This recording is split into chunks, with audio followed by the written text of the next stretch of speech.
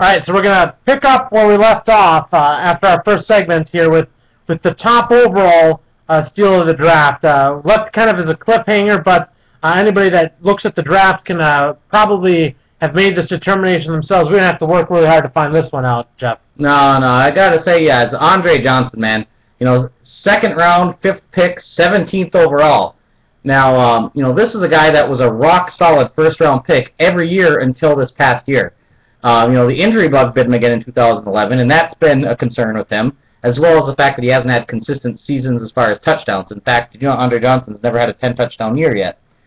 But, you know, nonetheless, he's normally been good for 100 catches for 1,500 yards, and last year it looked like the injury problem might have been behind him because he finished the year strong with 5 catches for 90 and a score, and then 8 catches for 111 yards in the 2 playoff games. You know, he looked like he was really back to form, and when healthy, you know, he is the only wide receiver who can challenge Calvin Johnson as the best, and considering that greatest show on paper, Craig Imeson, you know, already has Julio Jones and Akeem Nicks, his wide receiver core appears to be tops in the league thanks to Andre's free fall. Yeah, it was one of those things where the late first-round draft picks and the early second-round draft picks, the guys that went ahead of Andre Johnson in that close little cluster there really boggled us. It was one of those things where it's like, man, I wish I'd had picked there, because if these people were going to grab the scrubs that they could have grabbed in the 3rd round ahead of him, you know, we would have been glad to take Johnson at the end of the second round, end of the first round, early second round as well. Yeah. Which kind of leads us then right into the stretches.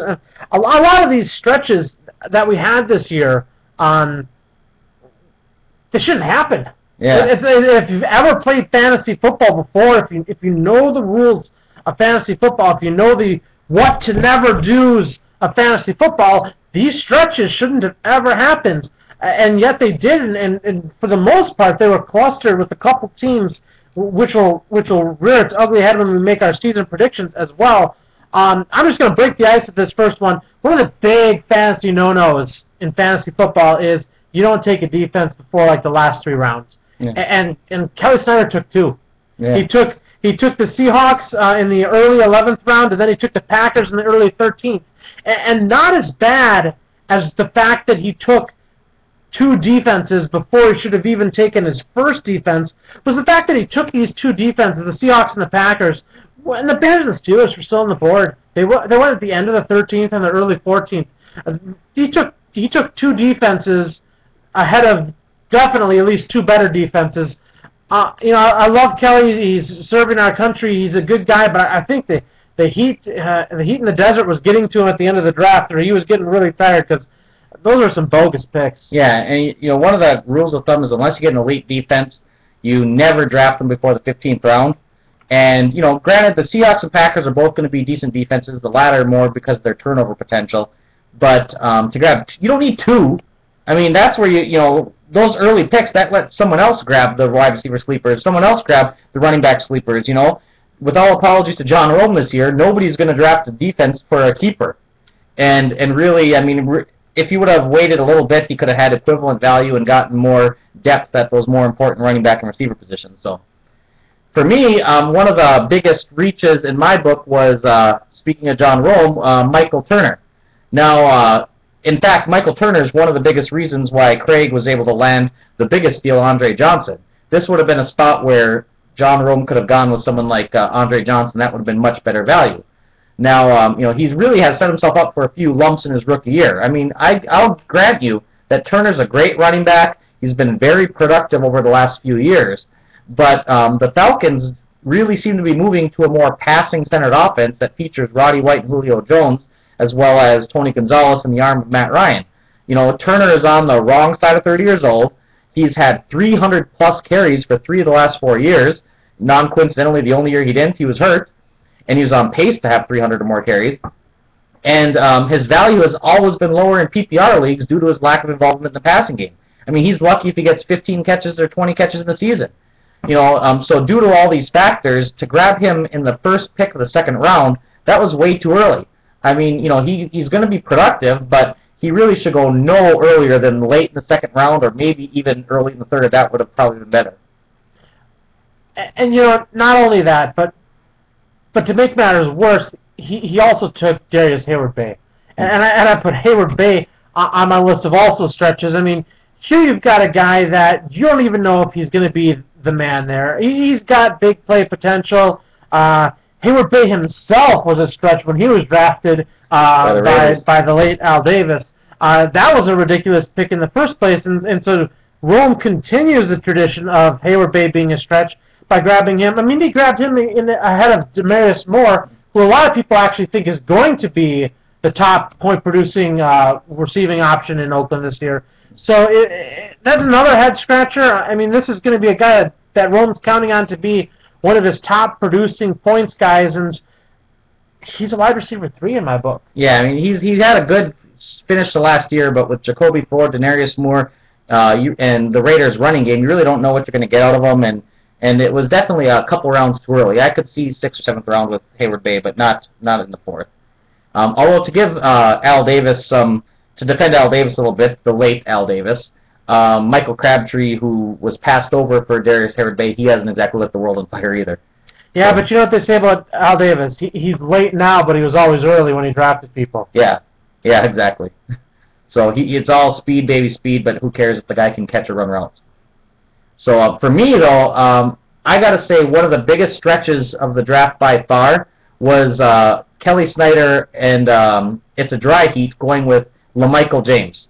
Now, you know, LaMichael James, that's not a real big name. Right now, he's, I believe, the 3rd or 4th running back option with the, in fact, he's the 4th, because I know Brandon Jacobs is 3, and they announced Kendall Hart. He's most known for doing stuff like that. Yeah, and when he punched Boise State. And really, that's what Kelly deserves with this pick. He drafted him in the 7th round, the 4th pick overall of the 7th round. You know, if you're going to mine for keepers, here's a little advice. You should wait until they have keeper value. You know, he is no better than the 4th option right now in the Niners running attack, plus he's banged up, and there is no way he's worth a 5th round pick next year. You know, this pick was inexcusable without owning Frank Gore, and even then it would have been a major reach this early. I mean, you know, keeper picks don't have value if you grab them in the 7th round, and I don't think anybody's going to touch James until the 11th or 12th round, if not later. A lot of boards had him undrafted. So a lot of boards had Michael James undrafted. I mean, I could do 14th round. If Kelly would have had insider information, maybe grab him instead of one of the defenses that he took. But I agree, way too early. You know, it's already late in the draft that the picks don't matter as much. But again, still starters. 7th round is still starters. I threw the defenses, you know, out there. You got 9 too. starters. 7th round is still your core starters. It's kind of a wonder that Kelly's team ended up being decent, despite the fact that he had a decent amount of steals. I think what saved him, though, is that his sleepers, stretches actually. I think what saved him is that a lot of his stretches were late enough that they didn't completely destroy his drafts. I mean, if we're going to talk about completely destroying some of these drafts, I bet Eli Manning. Eli Manning destroyed Rome's draft. When he took Eli Manning, that set him up to have to take a running back. And when he had to take a running back, he had to take Turner. And when he took Turner, all of a sudden he's got 2 guys here that should have gone in the late 2nd round at the soonest, and he burned his last pick of the 1st and first pick of the 2nd on these guys. Now, say what you want about Eli Manning, the guy just wins or whatever, but you know what? He doesn't just win fantasy football leagues. The guy he's in that 2nd tier of quarterbacks. Nobody else was going to take him, even in the middle of the 2nd round. And maybe late 2nd or late 3rd at the earliest. But yeah, I mean, again, where we got some of our guys, your receivers, and when I grabbed Fred Jackson in the 3rd round, I think Eli Manning would have still been on the board there had Rome not taken him. Yeah. And he put him as his first pick. And that's a bad way to enter a league, is to take Eli Manning. Everybody, there was like a silence around the draft room, and everybody was like, Is he serious? Yeah. And you know, and I would ask, you know, like, sure you're not talking about Peyton in 2 years ago? Yeah. And what really is heartbreaking is when you look at that, how that just ruins the rest of his draft. You just flip up a couple things here. Say no Eli Manning. Say he takes Fitzgerald instead, who's still on the board. Yeah. Then say that instead of Turner, he takes somebody like Gore or Steven Jackson. And then instead of Hayward Bay, he grabs Ryan or Rivers. All of a sudden, Ryan and Rivers, who are going to put up just as many points as Manning, he gets Fitzgerald instead of Hayward Bay, and then Turner turns into Steven Jackson, who is probably going to produce a little less rushing yards, a lot more receiving. but a lot more receiving, and receptions are worth a point each. I mean, you do those three things, and John Rome's team goes from being one of the worst in our league to a playoff contender. So that, for me, and I know it's not yours, but for me, that's my worst pick of the draft because that's how he introduced himself to the league. Yeah, and I think Eli Manning's a great quarterback, but he's not quite worthy of first-round status yet. He's just too inconsistent. You got a different quarterback at yours. Yeah, but with Manning, I had him.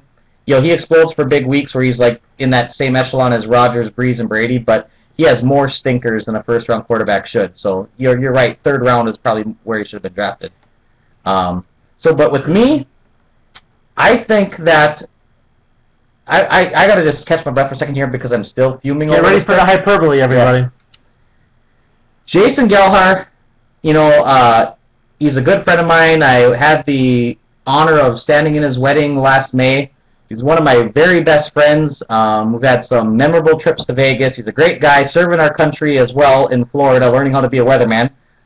But I'm sorry, Robert Griffin III in the early second round is ridiculous. The second pick of the second round, I mean, I'm serious. This is the single biggest stretch since my dad drafted Dan Marino in the first round back in '98 when he had the robo knees. You know what I mean? This might even be a bigger stretch than that. You know, I mean, Griffin should have gone no earlier than the 8th or 9th round, while Marino would have been a 5th or 6th rounder back in the day. So even if he has a Cam Newton-esque rookie campaign and lights the world on fire, which he very well might, that does not mean he should have been taken this early when waiting even until the 4th or 5th round would have guaranteed Gelhar his services. There was nobody that was going to draft him before the 6th round. You know, for example, like you look at Donald Driver with the Packers. In the NFL, he was a 7th round pick who over the course of his career performed like a 1st round pick. But even if the Packers knew that, and knew that would have been the result, it still would have been foolish to invest the pick when waiting until the 7th would have still landed him. And then they could have gotten more depth at that 1st round pick. Same is true for Robert Griffin III. You know, an outstanding year doesn't vindicate anyone, Gelhar especially, because taking him this early prohibited Fram Spindam from landing at least one more high-impact player. There was a lot of big-time receivers on the board, a lot of big-time running backs. If he wanted Griffin so bad, he could have very easily waited. You know, this was just a pick that I would give an F-. It's dumb, dumb, dumb. And that's saying that something that it was so dumb that I'm not even talking about Roy Halou. I mean, we were speculating that he was drunk. Yeah, I mean, he seemed sober on Skype, but I thought he was drunk after that pick. I mean, you know, for a guy that's expected to be able to forecast things in the future, he definitely is not forecasting accurately with his pick on Griffin. Yeah, Gelhar, I hope you're better at predicting storms than you are predicting quarterbacks. So yeah, I think maybe he was a little worried about that hurricane, which ended up not even hitting Florida, but maybe he was a little worried about that. I still think I'd fall back on he was drunk. Yeah, That's what I think. I'm sorry, this is the most breathtakingly bad fantasy football pick in the history of our league. I mean, I'm going on a limb. It's worse than Marino. It is worse than the Dan Marino pick. I love my dad. He still made the playoffs that year, but Robert Griffin III is pure speculation. And so wasn't that Marino though? Right after Jimmy Johnson said we're going to run the football too. I mean that was pretty bad. And Marino's my favorite player of all time. Yeah, but Griffin is like 5, 6, 7 rounds too early. I mean, and one of the things you got to look at yourself and you ask yourself when somebody makes a pick is this the kind of pick that Badeau would have made? And if it's a yes, then you don't make that pick. Yeah, I mean that was the worst pick I've ever seen, and that's a good way to wrap up our steals and stretches portion. We're going to take another short break, and then we will be back with our preview of the Alpha and Beta divisions. We're going to start with the Beta division because we think that one's a little bit less daunting, and then we'll follow that up with the prediction for the upcoming season in the Alpha division. So until then, hold tight, grab some nachos. Maybe grab a bowl of cereal or the ice cream cone. And we need to get sponsors before you actually start pimping their products. Yeah, I'm talking very generically. The recording is done. I'm done with this. No, well.